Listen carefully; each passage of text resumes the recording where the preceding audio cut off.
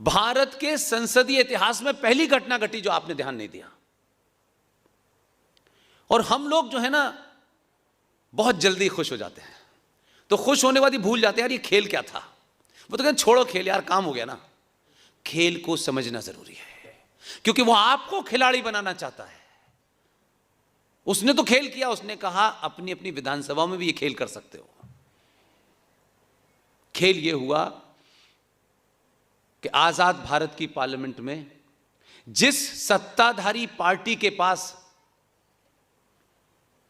दोनों सदनों में से एक सदन में बहुमति नहीं था, जिस सदन में सत्ताधारी पार्टी का बहुमति नहीं था, उसने कहा इसी में पहले पास कराते हैं। याद आया 370 का प्रस्ताव राज्यसभा में पहले आया। इसलिए देखिए, मैं हिंदुओं की प्रतिक्रिया बता रहा हूं, मैं था वहां। हिंदू मालूम है क्या कह रहे थे? अरे यार देखो यार, ये बेवकूफ बना रहा है, ये सबको पता है कि राज्यसभा में हमारा बहुमत नहीं है। अब ये हिंदुओं के पास जाएंगे, कहेंगे राज्यसभा में हमारा बहुमत नहीं है, अब हमें फिर दोबारा से वोट दो। ये बेवकूफ बना रहे हैं। मैंने कहा थोड़ा सा तहम्मुल से काम लो। तहम्मुल उर्दू का वर्ड है जिसका मतलब होता है सब्र से काम लो। जरा थोड़ी देर के लिए मुंह पे टेप लगा लो, हर वक्त बोलना जरूरी है क्या?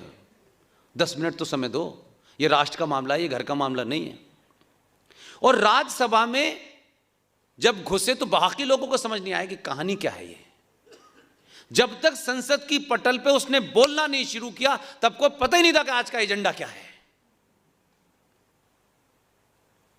पटल पे रखा, बोलना शुरू किया, बोलते बोलते बोलते बोलते पूरी कहानी ही, और उस पर वोटिंग हो गई।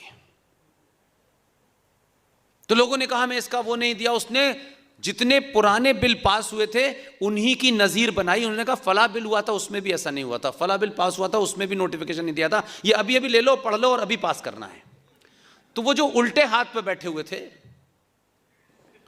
जो आजकल कुर्ते के ऊपर जनेऊ डाल के घूम रहे हैं, उन्होंने पहली तो उनकी आस्तीन चढ़ाई। उन्होंने कहा आज फंसेगा ये, राज्यसभा में लाया है, यहां तो हमारा बहुमत है। पीछे मुड़ के देखा तो न बहू नजर आ रही थी, न मत नजर आ रहा था। बहुत देर तक भौचक के रहे, सोचने लगे ये हुआ क्या है। अब ये एक्सेप्ट तो कर लिया था उन्होंने, कहा कि यहां गिरा देंगे हम और मिल्लत इस्लामिया फिर हमारे साथ खड़ी हो जाएगी, हम तो जीत जाएंगे चुनाव। बहुत देर तक पीछे देखते रहे। प्रस्ताव पे वोटिंग हुई, प्रस्ताव पारित हो गया। बाहर निकला, उसे तो मालूम था कि लोकसभा में 303 है, वहां तो कोई माई का लाल चैलेंज करेगा ही नहीं हमें। 24 घंटे तक इस देश में सन्नाटा रहा इस बात के लिए कि ये खेल क्या है भाई। तो मैंने कहा दूरदर्शन में एक सीरियल आता था, उस वक्त जब सीरियल आया था तब शायद ये पैदा नहीं हुआ था। उस सीरियल का नाम था कहां गए वो लोग। 24 घंटे बाद पता चला देश को कि हम समझते थे कि 14 में आपने समझदार भेजा, ये तो उससे भी ज्यादा आ गया। 2 महीने पहले संसदीय प्रणाली की तमाम जितने उसके कायदे कानून हैं उसे मानते हुए, उसे निभाते, कोई काम गैर कानूनी नहीं किया इस आदमी ने। 2 महीने पहले जब लोगों को यह भी नहीं पता था कि हमारे मकान नंबर 370 है, 370 धारा है, उसने 2 महीने पहले जो पार्लियामेंट में कमेटियां बनती हैं, बड़ी सारी कमेटियां बनती हैं, और बेचारे कुछ एमपी ऐसे होते हैं जो पार्लियामेंट में पहली पहली बार जाते हैं, और जो बेचारे अपोजिशन में होते हैं उनकी बुरी हालत होती है कि बाहर चले तो जाते हैं बेचारे दिल्ली, पार्टी कहती हाथ उठा दो, उठा दिया, नहीं उठा दो, उठा दिया, उन्हें उतने ही पैसे मिलते हैं।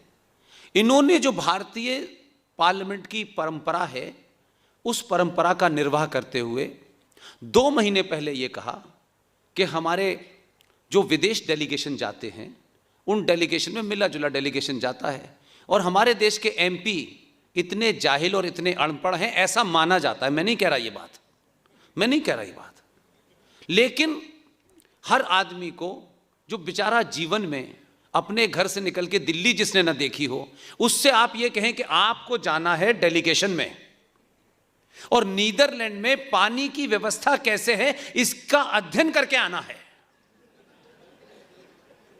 और ऐसी डेलीगेशन जाते हैं। 2 महीने पहले उसने 40-45 लोगों को भेजा। उसमें से किसी एक ने कहा कि देखिए ये पहला डेलीगेशन ऐसा हो रहा है कि इसमें कोई रूलिंग पार्टी का नहीं जा रहा। तो किसी ने कहा, तो उसने क्या कहा, देखिए मोदी जी ने कहा है सबका साथ सबका विकास। रूलिंग पार्टी के लोग बाहर जाते रहते हैं, उनका मानना है कि विपक्ष के लोग ज्यादा से ज्यादा तादाद में इसमें जाएं। 2 महीने पहले उनको जाने की तैयारी कर दी उसने। मैं अंदर की बात बता रहा हूं आपको, हाँ, आपके खुश होने की बात है। यही हिंदुस्तान के हर सनातनी को करना चाहिए। और फिर क्या हुआ, किस दिन बिल आना है ये उसी को पता था, और इतना समझदार है, पहले वाले से ज्यादा है ये। जिस दिन उसको रखना था बिल, उसने कहा कि कई ऐसे दलाल हैं जो इस खबर को भी लीक कर सकते हैं। उसने उनको कहा आपको फला फला डेटेड में जाना है, सब कुछ तैयार, और ऐसी टिकट खरीदी कि जिस दिन बिल आना था उस दिन लौटने की फ्लाइट ही नहीं आती थी यहां।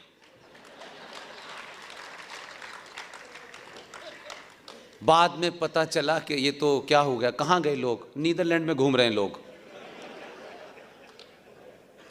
तो कोई काम इलीगल नहीं किया, लेकिन ये क्यों करा मैं इसलिए कह रहा हूं, जो मेरा मूट पॉइंट है वो ये है, मूट पॉइंट ये है कि आपने पहली बार याद कीजिए कि भारतीय सनातनी हिंदू ने कभी सनातनी हिंदू होके राष्ट्र की किसी ऐसी समस्या जिससे राष्ट्र मजबूत हो रहा हो कभी वोट दिया था?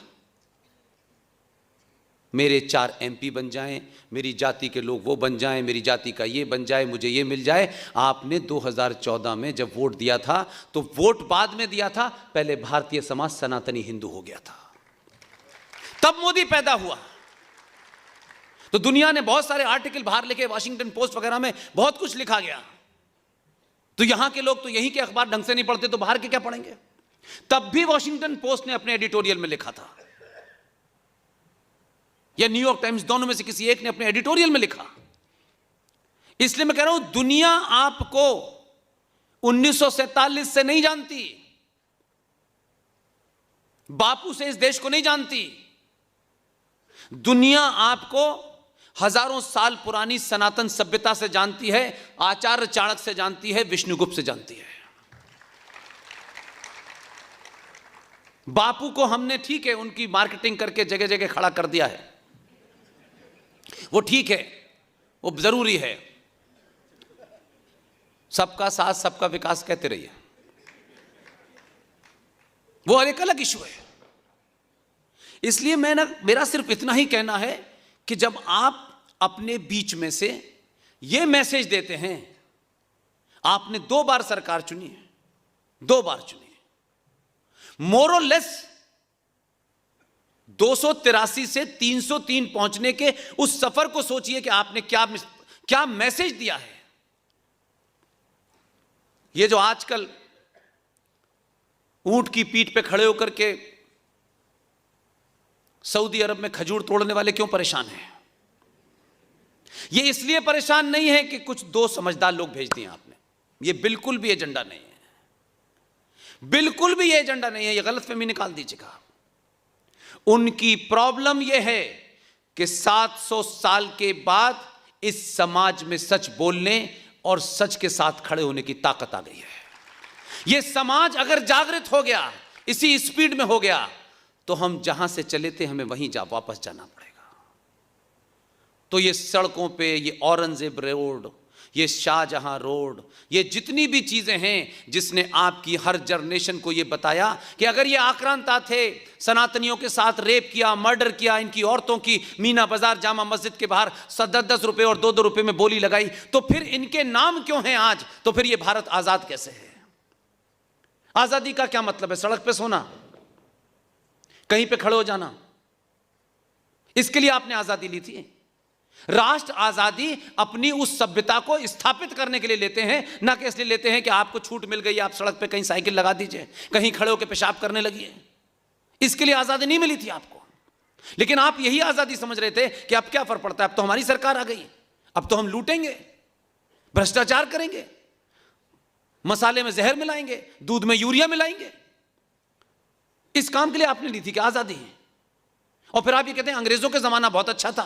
तो आप खुद ये कह रहे हैं कि हम इस लायक ही नहीं हैं कि हम एक देश चला सकें, हम एक समाज चला सकें, क्योंकि हमारे अंदर चोरी भर गई है, हम बगैर रिश्वत के काम ही नहीं करेंगे। तो आप अपने आप को गाली दे रहे हैं ना कि अगर अंग्रेजों का राज अच्छा था और सभी अगर इसमें ईमानदार हैं 90 करोड़ सनातनी, तो फिर दूध में यूरिया कौन मिला रहा है? और अगर किसी को मिलाते हुए देख रहे हैं तो उसकी गर्दन क्यों नहीं पकड़ते आप? उसको एक्सपोज क्यों नहीं करते आप? मकान बनाते में अगर नंबर 2 का सीमेंट लगा रहा है, उसे पकड़ते क्यों नहीं हैं आप? क्योंकि वो हमारा भाई है, हमारी जाति का है, हमारे इलाके का है, कोई बात नहीं। वो मार रहे थे तो बुरा था, हम अपने ही भाई को मार रहे हैं तो बुरा नहीं है। इसलिए ये अपने आप में एक चमत्कार है, और उस चमत्कार के कारण मैं आपके बीच में आता हूं कि कहीं दोबारा से जल्दबाजी मत कीजिएगा। दुनिया इसीलिए परेशान है कि 2014 के बाद आपको लगता था कि थोड़ा सा कम रह गया है। 2019 के प्रचंड बहुमत से दुनिया को लगा, तभी वॉशिंगटन पोस्ट ने अपने एडिटोरियल में लिखा कि 70 सालों के बाद पहली बार भारत में भारतीय सरकार बनी है। ये मेरा आर्टिकल नहीं है, दुनिया आपको वो जानती है। उनको तब ये लगा कि यार ये तो कुछ और हो गया है, ये सिर्फ प्रधानमंत्री बदल गया, कोई पार्टी आ गई, ये नहीं आया है। ये वो लोग आए हैं जिसने समाज को बदलना शुरू कर दिया है, जिन्होंने इनके पुरुषार्थ को जगाने की कोशिश की है, जिन्होंने इनको अपने इतिहास का बोध कराने की कोशिश की है। लिहाजा हम गुलाम थे, हम गुलाम थे, हम गुलाम थे, गलत इतिहास इरफान हबीब का पढ़ लीजिए, रोमिल थापर का पढ़ लीजिए, तो इसमें कोई कसूर नहीं है। आप अपने बच्चों को सही बात नहीं बता पा रहे हैं, आप अपने बच्चों को अपने घर पे वो कैलेंडर नहीं लगाते जिससे बच्चों में पुरुषार्थ पैदा हो। हम सब चाहते हैं कि भगत सिंह की कहानी चलते फिरते बता दें, लेकिन घर में भगत सिंह ना पैदा हो, पड़ोस में पैदा हो, क्योंकि हमारा बच्चा तो करोड़ों रुपए कमाने के लिए अमेरिका जाएगा। ये राष्ट्रवाद बचाने के लिए अपने चलाते रहेंगे, हमें क्या लेना देना है? ये स्वार्थ है, हम सबको उसमें आहुति देनी होगी। जो जहां जिस पोजीशन पर बैठा है वो करे। ये नहीं कि जैसे बहुत सारे लोग मुझे ईमेल लिखते हैं, पुष्पेंद्र जी मैं राष्ट्र के इस काम में आपके साथ आना चाहता हूं। यहां तक तो बड़ा अच्छा लगता है मुझे, मेरी नौकरी 15 साल रह गई है, उसके खत्म होते ही आता हूं। मैंने कहा दोबारा मत आना। यानी स्वार्थ 15 साल वो जीवित रहेंगे, फिर जब जीवन में कुछ काम नहीं होगा तो ये क्या राष्ट्र का काम करना बेकार का काम है क्या? कि जब कोई काम नहीं तब राष्ट्र का काम करो। अगर मर्द हो और राष्ट्र से सच्चा प्रेम है तो नौकरी छोड़ के काम करो ना।